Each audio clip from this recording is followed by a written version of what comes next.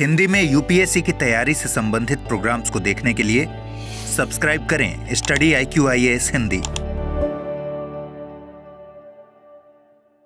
नमस्कार दोस्तों, स्वागत है आप लोगों का। उम्मीद है कि आप लोग बहुत अच्छे होंगे, आपकी तैयारी बहुत अच्छी चल रही होगी।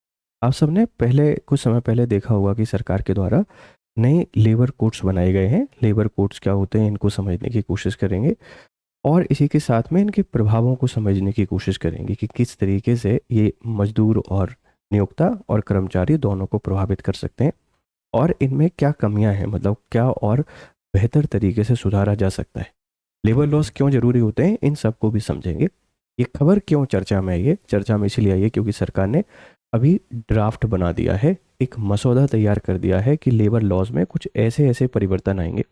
अब सारे परिवर्तन तो डिस्कशन नहीं किए जाएंगे, जो इम्पोर्टेंट प्रोविजन है उनको डिस्कस करेंगे, देखेंगे इनसे क्या बदलाव हो सकते हैं, क्या परिवर्तन हो सकते हैं। ठीक है मेरे बच्चों, चलिए तो समझने की कोशिश करते हैं। खबर कहाँ से आई? न्यू लेबर कोड्स आ गए हैं और इनका जो ड्राफ्ट है वो ड्राफ्ट तैयार कर दिया गया है, इनको प्री पब्लिश कर दिया है और प्री पब्लिश करने से पहले, मतलब पब्लिश करने से पहले पूछा गया है आप इनमें कैसे चेंजेस लेके आना चाहते हैं, ला सकते हैं। देखो, ministry of labour has pre publish draft rules under new labour codes on Wednesday. Recently उन्होंने पब्लिश किया है। ये कैसे फ़र्क डालेंगे इन सबको समझेंगे। उससे पहले आप मुझसे जुड़ना चाहते हैं, ये मेरा टेलीग्राम चैनल है, यहाँ आ जाइए, यहाँ पर आपको PDF मिल जाएगा। ये मेरा इंस्टाग्राम चैनल है, यहाँ आके आप मुझसे बात कर सकते हैं, आपके क्वेश्चन पूछ सकते हैं। तो जुड़िए मेरे साथ और अपनी पढ़ाई को बेहतर कीजिए। ये हमारा ऑफ़र चल रहा है और ऑफ़र की जो आखिरी डेट है वो 4 जनवरी है। 4 जनवरी ये आखिरी डेट है। उससे पहले SIP सक्सेस इन प्रीलिम्स में आप एनरोल कर सकते हैं via using GRS live code. ठीक है, प्रतिज्ञा हमारा फाउंडेशन बैच है 2027 के लिए, आप इसमें एनरोल कर सकते हैं और ये भी 4 तारीख को सेल एंड हो जाएगी via using GRS live code. ये हमारा निर्माण 2028 के लिए बैच है और इनमें अभी 50% ऑफ प्लस डबल वैलिडिटी चल रही है, तो आप इनमें एनरोल करें और आपकी प्रिपरेशन को बेहतर करें। चलिए अब समझते हैं पूरी खबर को। तो सबसे पहले आपको ये पता होना चाहिए कि लेबर कोड्स होते क्या है। लेबर कोड्स क्या है, आप जरा इनको समझो। लेबर कोड्स की आशाएं, इनकी आवश्यकता क्यों होती है, फिर इनमें क्या चेंजेस यहाँ पे किए हैं। देखो प्यारे बच्चों, लेबर कोड्स या आप इनको कह सकते हैं कि हमारी जो श्रम संहिता कह सकते हैं, श्रम संहिता हिंदी में। ये होते क्या है, ये कानूनी प्रावधान होते हैं, है ना। ये कानूनी प्रावधान होते हैं, कानूनी प्रावधान। और कानूनी प्रावधान से आशय होते हैं कि इनमें कुछ नियम लिखे रहते हैं। नियम इनमें रूल्स का वर्णन रहता है कि किस तरीके से आप किसी व्यक्ति को हायर कर सकते हैं, कैसे आप उससे काम करा सकते हैं। श्रम संहिता की आवश्यकता क्यों पड़ती है? आवश्यकता इसलिए पड़ती है ताकि जो लेबर है, इस लेबर के जो राइट हैं, इन राइट को प्रोटेक्ट कर सके। लेबर राइट को प्रोटेक्ट करने के लिए जो मजदूर हैं, इन मजदूरों के अधिकारों का ध्यान रखने के लिए ये बनाता कौन है? ये बनाती संघ सरकार है। भारत सरकार के द्वारा ये लेबर कोड्स बनाए गए हैं, भारत सरकार। और भारत सरकार क्यों बनाती है? क्योंकि आप लोगों ने देखा होगा कि भारत के संविधान के कुछ आर्टिकल्स आपको यहाँ देखने को मिलेंगे। जैसे आर्टिकल 42 में यहाँ पे बात की गई है कि कार्य जो है मानवीय कार्य दशाएं होनी चाहिए। मानवीय कार्य दशाएं, ऐसे कार्य होने चाहिए जिसको मानव कर सकता है। ऐसे कोई भी काम आप इंसान से नहीं कराएंगे जो गैर ह्यूमैनिटेरियन है, गैर मानवीय है। इसी तरीके से भारत के संविधान का जो आर्टिकल 43 है, इस 43 में लिखा हुआ है कि राज्य के द्वारा जो मिनिमम वेजेस हैं, इन मिनिमम वेजेस, न्यूनतम वेतन को तय किया जाएगा। काम के जो घंटे हैं ये भी तय करेंगे और हॉलीडे भी इसी के द्वारा देखे जाएंगे। और जब 43B की हम लोग बात करते हैं तो 43 का जो A है, 43 का A कहता है कि लेबर जो पार्टिसिपेशन है, लेबर पार्टिसिपेशन या work force participation in management of industry. इसके साथ में आपने भारत के संविधान के आर्टिकल 39 को देखा होगा। 39 का जो 5 और 6 है, ये अल्टीमेटली विमेन और जो चाइल्ड हैं, इनकी प्रोटेक्शन के बारे में बात करता है वर्क प्लेस पर। ये सारी की सारी बातें संविधान के अंतर्गत ही की जाती हैं। अब सरकार ने क्या किया भारत में पहले बहुत सारे लॉज चल रहे थे, मतलब अभी क्या हुआ है आप इसको समझिए कि हमारे पास पहले 29 लॉज चल रहे थे। इन 29 लॉज को हमने ख़त्म करके समाहित करके 4 श्रम संहिताएं यहाँ पे बना दी हैं, 4 न्यू लेबर कोड बना दिए। ये 4 न्यू लेबर कोड हैं, आप इनके नाम देखिए। देखो इनमें इस एक एक्ट है जो 2019 का है, 2019 का, बाकी सारे ये 2020 के हैं, 2020 के। तो बड़ी आसानी हो जाएगी इनको याद रखने के लिए। ये जो वेतन संहिता है, मतलब जो बेजेस कोड है जिसमें मिनिमम बेजेस की हम लोग बात करते हैं कि न्यूनतम मजदूरी कितनी मिलनी चाहिए, काम के बदले में कितना पैसा मिलेगा, ये 2019 का एक्ट है। औद्योगिक संबंध संहिता, इंडस्ट्रियल रिलेशन कोड 2020 है। अब मजदूरों के लिए कुछ प्रावधान किए गए हैं तो इंडस्ट्रियों के लिए भी कुछ प्रावधान किए जाएंगे, 2020 इससे संबंधित एक्ट है। सामाजिक सुरक्षा, सोशल सिक्योरिटी जो संहिता है ये भी 2020 की है। सोशल सिक्योरिटी से मतलब होता है कि जॉब के बाद आपको क्या मिल रहा है, क्या नहीं मिल रहा है, इंश्योरेंस मिलते हैं नहीं मिलते हैं, ये सारी चीज़ें सोशल सिक्योरिटी में आती हैं। ये 2020 का एक्ट है। व्यावसायिक सुरक्षा, स्वास्थ्य एवं कार्य की दशाएं संहिता, जो व्यावसायिक दक्षता सुरक्षा की बात करते हैं, स्वास्थ्य एवं कार्य दशाएं एक्ट है, ये भी 2020 का है। और वर्तमान जो ये 4 के 4 एक्ट आपके पास हो गए हैं, इस बात को ध्यान रखिएगा। तो बच्चे एक तो वेतन एक्ट हमको देखने को मिलेगा, वेतन, और वेतन एक्ट के बाद फिर आप लोग यहाँ पे बात करते हैं इंडस्ट्रियल जो एक्ट है इसके बारे में, सामाजिक सुरक्षा और व्यावसायिक सुरक्षा, ये 4 एक्ट हैं। अब इन 4 एक्टों ने क्या क्या चेंजेस किए हैं पहले आप एक बार इनको देख लीजिए। जैसे सबसे पहले कार्य के घंटों की यहाँ पे बात की गई है, वर्किंग आवर्स। सप्ताह में अधिकतम 8 घंटे ही 48 आवर्स ही आप काम कर सकते हैं। एक जो सप्ताह होता है, किसी कर्मचारी को 48 घंटे से अधिक काम करने के लिए बाध्य नहीं किया जा सकता। जो एक वीक है, इस एक वीक के अंतर्गत आपको 48 आवर्स, मतलब यहाँ 7 से 8 घंटे के आसपास आप किसी व्यक्ति से काम करा रहे हैं, और इतना काम अगर करा रहे हैं तो ये आपके पास सफिशिएंट है, इससे ज़्यादा आप काम नहीं कराएंगे, ठीक है। और अगर ओवर टाइम आप करा रहे हैं तो ओवर टाइम का जो रूल्स हैं उन रूल्स के अकॉर्डिंग ही काम कराएंगे। मतलब कोई व्यक्ति ओवर टाइम कर रहा है तो उसका जो बेजेस है, उसका जो पेमेंट है वो एक्स्ट्रा आपको देना पड़ेगा, या जो नियम लिखे हुए हैं उन्हीं नियमों के अधीन आप काम करा सकते हैं। दैनिक कार्य समय में शामिल है, मतलब जो दैनिक कार्य समय है इसमें वास्तविक कार्य है ये इसमें शामिल रहेगा। अंतराल, रेस्ट इंटरवल, कार्य विभाजन का समय स्प्रेड ओवर रहेगा। केंद्र सरकार इनका अलग से निर्धारण करेगी। मतलब देखो, एक तो काम के घंटे हैं 8 घंटे, और दैनिक कार्य समय, मतलब एक दिन में आप कितना काम कर रहे हो, कितने समय आपके लग रहे हैं, वो भी देखा जाएगा। और ये सब कुछ तय कौन करेगा? केंद्र सरकार करेगी। क्लियर है? हमको 48 घंटे काम कराने हैं एक वीक में, इससे ज़्यादा कराओगे तो ज़्यादा कराने पर फिर क्या होगा, आपको ओवर टाइम, मतलब ओवर टाइम का पैसा देना पड़ेगा। ये डिसाइड कौन करेगा? ये डिसाइड किया जाएगा केंद्र सरकार के द्वारा। फिर हम लोग बात करते हैं महिलाओं के लिए रात्रि पाली। जो दूसरा इंपॉर्टेंट काम है बेटा, वो है महिलाओं के लिए प्रावधान। महिलाओं के लिए रात्रि पाली शाम 7 बजे से सुबह 6 बजे तक की अनुमति दे दी है। मतलब अभी तक बहुत सारी ऐसी क्षेत्र थे जहां महिलाओं को नाइट शिफ्ट अलाउ नहीं था, लेकिन अब नाइट शिफ्ट अलाउ कर दिया है। देखो, नाइट शिफ्ट ना होने के भी अपने कारण थे, नाइट शिफ्ट अलाउ करने के भी अपने फ़ायदे हैं। हम proper women empowerment, gender equality पे काम कर पाएंगे, लेकिन इसकी कुछ शर्तें हैं। पहली चीज़ तो विमेन का अप्रूवल बहुत ज़रूरी है। मतलब अगर महिला की स्वीकृति मिली है तो ही नाइट शिफ्ट अलाउड होगी। इसमें सुरक्षा है ना, यहाँ सिक्योरिटी, इसी के साथ में ट्रांसपोर्ट, परिवहन और गरिमा, डिग्निटी का आपको ध्यान रखना पड़ेगा। अगर ये सब नहीं है तो फिर महिलाएं नाइट शिफ्ट नहीं करेंगी।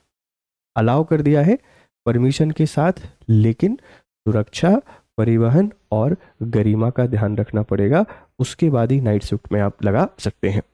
असंगठित श्रमिकों का पंजीकरण, 16 वर्ष या उससे अधिक आयु के सभी असंगठित श्रमिकों का अनिवार्य पंजीकरण जरूरी है। मतलब जो भी अनऑर्गेनाइज सेक्टर में लोग काम कर रहे हैं उनका पंजीकरण, रजिस्ट्रेशन होना बहुत ज़रूरी है। क्योंकि रजिस्ट्रेशन नहीं होता है तो समझ में नहीं आता है कि कौन वर्किंग है या नहीं है। जैसे कभी कोई इंसिडेंट हो जाता है, कोई घटना हो जाती है, तो कंपनियां पल्ला झाड़ लेती हैं, तो हमारे यहाँ काम ही नहीं करता था, भले काम उनके यहाँ कर रहा हो। तो रजिस्ट्रेशन कराना जरूरी है। रजिस्ट्रेशन कराने से क्या होगा, सामाजिक सुरक्षा योजनाओं का लाभ मिल पाएगा और डेटा आधारित नीति बनाने में फायदा होगा। साप्ताहिक अवकाश, प्रत्येक श्रमिक को हर सप्ताह एक सवेतन अवकाश कार्य और विश्राम के बीच संतुलन पर बल, मतलब हर व्यक्ति को एक दिन का काम अवकाश मिलना जरूरी है, चाहे भले आपके पास वो ऑर्गेनाइज सेक्टर हो, ऑर्गेनाइज या अनऑर्गेनाइज सेक्टर हो, सबके लिए एक ऑफ, जिसे हम लोग वीकली ऑफ के नाम से जानते हैं, और ये सवेतन होगा। जैसे होता है ना, बहुत सारे लोग प्राइवेट सेक्टर में काम कर रहे होते हैं, सैलरी कट कर देते हैं, आप तो इतने दिन ही काम कर रहे हो, नहीं ऐसा नहीं होगा, वेतन के साथ आपको ऑफ मिलेगा। ये कुछ वो इंपॉर्टेंट प्रावधान है जो आपके लिए, हमारे लिए जरूरी है, ठीक है। अब देखो लागू होने की समय सीमा क्या है। मसौदा नियम 45 दिनों में सुझाव मांगे गए हैं और सभी प्रावधान अगले वित्तीय वर्ष से लागू होंगे। मतलब ये कब से एप्लीकेबल होंगे, तो नेक्स्ट जो फाइनेंशियल ईयर है, मतलब 1 अप्रैल 2026 से 1 अप्रैल 2026 से ये प्रभावी हो जाएंगे, ध्यान रखिएगा।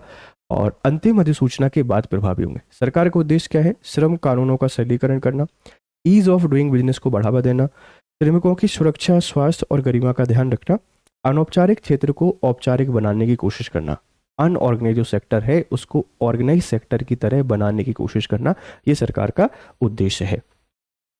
अब देखो सकारात्मक क्या है। सबसे पहली चीज है, कार्य के घंटे स्पष्ट है, 8 आवर्स हमको इस पे काम करना है। लेकिन बच्चे इसका जो नेगेटिव है, वो नेगेटिव क्या है, जरा आप इसको देखने की कोशिश करना कि सरकार ने 8 घंटे लिख दिए हैं, लेकिन इसको लेकर कोई स्ट्रिक्ट प्लान नहीं बनाया है। आपको एक स्ट्रिक्ट प्लान बनाना पड़ेगा। अगर कोई व्यक्ति किसी को 8 घंटे से ज़्यादा काम करता है तो उसके खिलाफ एक्शन लेना पड़ेगा। आप सोचो कि बिना टफ गाइडलाइन के आप सिर्फ 8 घंटे जो बोला है उतना काम करने को मिले, ये संभव नहीं है। बहुत सारे लोग हैं जो 12-12, 14-14 घंटे काम करते हैं। 8 घंटे काम कराने के लिए आपको स्पेशल सर्कुलेशन जारी करना पड़ेगा, जैसे पॉस का है, जैसे पॉस्को का है।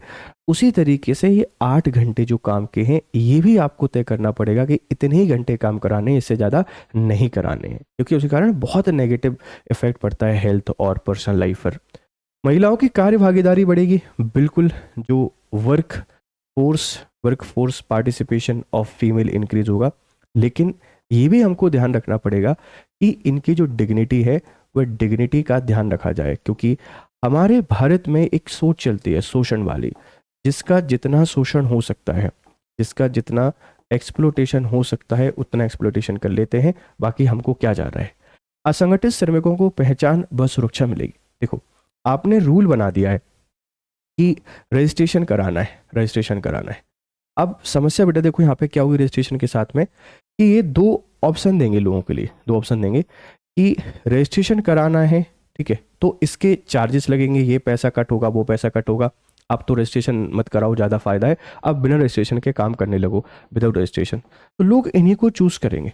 तो इसके लिए भी हमको स्ट्रॉन्ग गाइडलाइन बनानी पड़ेंगी कि कोई भी व्यक्ति अगर बिना रजिस्ट्रेशन के काम करते पाया गया है तो फिर उस कंपनी को या उस नियोक्ता को पूरी तरीके से, मतलब उस पर बैन लगाया जाए या उसके खिलाफ स्ट्रिक्ट एक्शन लिया जाए। स्वास्थ्य व सुरक्षा मानकों में सुधार होगा। देखो कानून बनने से कुछ नहीं हो सकता, आपको उसके प्रभावी क्रियान्वयन के दिशा निर्देश जारी करने पड़ेंगे कि प्रभावी क्रियान्वयन हो। अब प्रभावी क्रियान्वयन कैसे हो, या तो इसकी रिस्पॉन्सिबिलिटी गवर्नमेंट खुद दे, और जो एम्प्लॉयर है, मतलब जिसके द्वारा लोगों को जॉब दिया जा रहा है, उससे गवर्नमेंट के द्वारा पैसा इकट्ठा किया जाए और लोगों को फैसिलिटी प्रोवाइड की जाए, ठीक है, या गवर्नमेंट खुद से फैसिलिटी प्रोवाइड करे। या फिर ये रूल्स बिल्कुल बनाना चाहिए कि कोई व्यक्ति जैसे ही जॉब ज्वाइन करेगा आप उसको एटलीस्ट हेल्थ इंश्योरेंस और लाइफ इंश्योरेंस जैसी ये 2 चीज़ें प्रोवाइड कराओगे, चाहे कुछ भी हो जाए। जैसा बहुत सारी कंपनियां प्रोवाइड कराती हैं, वैसे हर एक व्यक्ति को इस तरीके के प्रावधान कराने चाहिए, प्रोवाइड होना चाहिए, ठीक है। तो ये सकारात्मक प्रभाव तो हैं, लेकिन इसकी चिंताएं भी हैं। अब देखो चिंताएं जो डायरेक्टली हमारे सामने चैलेंजेस हैं, वो चैलेंजेस क्या है बेटा, ये देखो डायरेक्टली जो चैलेंजेस हैं, अब जरा इनको देखो। राज्यों में असमान क्रियान्वयन, राज्य इनको इक्वल लेवल पर एप्लीकेबल होंगे ही नहीं, इनको मतलब प्रभावी बनाएंगे ही नहीं, ध्यान रखना। निरीक्षण तंत्र की क्षमता, क्या आपके पास इतना सिस्टम है जो इनको सर्विलांस कर पाएगा, इनको देख पाएगा, उसकी भी कमी है। श्रमिक संगठनों की लचीलापन लेकर आशंका, तो श्रमिक संगठन है वो भी काफ़ी लचीलेपन को लेकर इनकी आशंका है, तो बहुत सारे चैलेंजेस है। अब देखो इसके अलावा, है ना, इसके अलावा हमको और क्या चैलेंज देखने को मिल सकते हैं, जरा मैं इस पर चर्चा करता हूँ। इनके बारे में आपको थोड़ा सा समझाने की कोशिश करता हूँ। सर क्या चैलेंजेस होंगे, जरा समझो। देखो, सबसे जो बड़ी समस्या है बेटा, अभी भी हमारे सामने जो चैलेंजेस बहुत स्पष्ट तौर पे नज़र आ रहा है ना, आप उन चैलेंजेस पे कोई ध्यान ही नहीं दे रहा है। ध्यान कौन नहीं दे रहा है? सरकार ने बोल दिया है सोशल सिक्योरिटी लेकर आएंगे। भाई सोशल सिक्योरिटी आप लेकर आओगे, लेकिन जो गिग वर्कर्स हैं, इन गिग वर्कर्स के लिए कहाँ सोशल सिक्योरिटी है? कोई कंपनी देना ही नहीं चाहती। कंपनी बोलेगी ठीक है, बिना उसके काम करना है तो करो, लोगों के पास रोजगार नहीं है तो उनको काम करना ही पड़ेगा।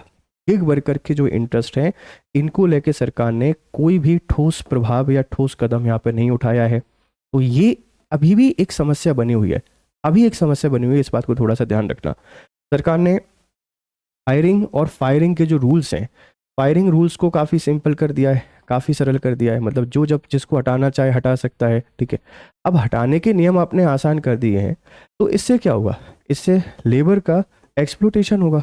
लेबर का एक्सप्लोटेशन बिल्कुल होगा बेटा, क्योंकि अगर कोई जो व्यक्ति है, अब उसको कभी भी हटाया जा सकता है। इस डर के कारण वह डर में ही काम करेगा, पूरे टाइम परेशान रहेगा। मालिक जैसे काम कराना चाहे वैसे काम करेगा, क्योंकि हटाने की शर्तें तो आपने बहुत सरल कर दी हैं। ये एक बड़ी दिक्कत है। इसके अलावा अगर मैं आपसे बात करूं तो मिनिमम वेजेस, देखो, मिनिमम वेजेस कह देने से सिर्फ वेजेस नहीं हो जाते। मिनिमम वेजेस कह देने से सिर्फ वेजेस नहीं हो जाते। सरकार को इसको लेकर रूल्स बनाने चाहिए कि इससे कम आप दे ही नहीं सकते। अगर दे रहे हो तो फिर अपराध है कानूनी तौर पर, और आपका जो कंपनी है उसका लाइसेंस ही यहाँ पर निरस्त कर दिया जाएगा। ये इस तरीके के काम जब करेंगे तब होगा। साथ में हड़ताल जो है, अब हड़ताल को लेकर भी सरकार ने रूल्स को स्ट्रिक्ट कर दिया है कि 75% जो मतलब मजदूर हैं, लेबर हैं, जब इन लोगों का अप्रूवल होगा उसी के बाद यहाँ पे स्ट्राइक हो सकती है। अब आपको पता है कि इतने बड़े लोगों की हड़ताल को मंजूरी मिलना कहाँ पॉसिबल है? पॉसिबल बिल्कुल नहीं है। ये ढेर सारे चैलेंजेस हैं। और साथ में जो विमेन हैं, इन विमेंस की सेफ्टी के लिए आप सिर्फ कह देने से बेटा कुछ नहीं चलेगा। हमको नियम बनाने पड़ेंगे, स्ट्रिक्ट प्लान बनाने पड़ेंगे, तब जाकर महिलाओं की सुरक्षा यहाँ पर सुनिश्चित हो पाएगी। और जो मानसिक शोषण किया जाता है कर्मचारियों का, छुट्टी ना देकर, ठीक है, इसका भी सरकार को ध्यान रखना चाहिए। जो मेंटल एक्सप्लोटेशन है, ये भी एक बहुत बड़ा चैलेंज है। अब देखो इसके प्रभाव क्या होंगे। प्रभाव दो तरीके से हो सकते हैं। ये तो चैलेंजेस थे, लेकिन प्रभाव बेटा आपके यहाँ पर दो तरीके से देखने को मिलेंगे। क्या होगा? पहली चीज, प्रभाव, इम्पैक्ट। देखो, पॉजिटिव इम्पैक्ट ये रहेगा कि अगर कोई कंपनी 8 घंटे ही काम कराती है तो एक फ्री टाइम रहेगा, फ्री टाइम मिल जाएगा जो वर्कर हैं इनके लिए, ठीक है। अगर सोशल सिक्योरिटी कंपनी देना शुरू कर देती है तो लाइफ को लेकर जो दिक्कतें होती हैं वो दूर हो जाएंगी। जो अगर रजिस्ट्रेशन है, इस रजिस्ट्रेशन से अनऑर्गेनाइज सेक्टर के जो लोग हैं इनकी लाइफ थोड़ी सी ईज हो जाएगी और बहुत सारी फैसिलिटी इनको मिल जाएंगी। और विमेन को नाइट शिफ्ट अलाउ करने से लेबर पार्टिसिपेशन बढ़ेगा, इससे उत्पादन बढ़ेगा, इससे हमारी इकोनॉमी काफ़ी बूस्ट हो सकती है, ध्यान रखना। लेकिन नेगेटिव इम्पैक्ट क्या होगा? नेगेटिव इम्पैक्ट बेटा यही है, क्या ये एप्लीकेबल होंगे या नहीं? ये एप्लीकेबल नहीं हो रहे हैं, ये सिर्फ और सिर्फ दिखावटी हमको दिखाई दे रहे हैं। और ऐसे कानूनों का ग्राउंड लेवल पर एप्लीकेबिलिटी बहुत कम दिखाई देती है। तो सरकार को एक्टिव तौर पर इस पर काम करना चाहिए, बहुत कठोर कानून बनाने चाहिए, इनके उल्लंघन होने पर सजा का प्रावधान करना चाहिए। और कुछ facility, social security, registration, minimum wages, इसको लेकर स्ट्रिक्ट लॉज बनाना चाहिए, तब जाकर चीज़ें आसान होंगी। नहीं तो जो वर्कर हैं ऐसे ही परेशान होते रहेंगे और उनके जीवन में बहुत हमको बदलाव देखने को नहीं मिलेगा, ठीक है, ध्यान रखिएगा। ये सारी की सारी बातें हैं, आई होप आपको समझ में आ गया होगा। आपकी राय हमको यहाँ पर जरूर दीजिएगा। देखो, ये हमारे कोर्सेज पे ऑफर चल रहे हैं, आप इनमें एनरोल कर सकते हैं, बढ़िया तरीके से आपकी पढ़ाई कर सकते हैं, मुझसे जुड़ सकते हैं, अपने सपनों को पूरा कीजिए। और मुझसे जुड़ने के लिए ये मेरा टेलीग्राम चैनल है, इसको ज्वाइन कर लीजिए। और फिर मिलते रहेंगे किसी दूसरी क्लास के साथ। तब तक खुश रहें, मस्त रहें। Have nice time, good day to all. Hindi में यूपीएससी की तैयारी से संबंधित प्रोग्राम्स को देखने के लिए सब्सक्राइब करें स्टडी IQ IAS हिंदी।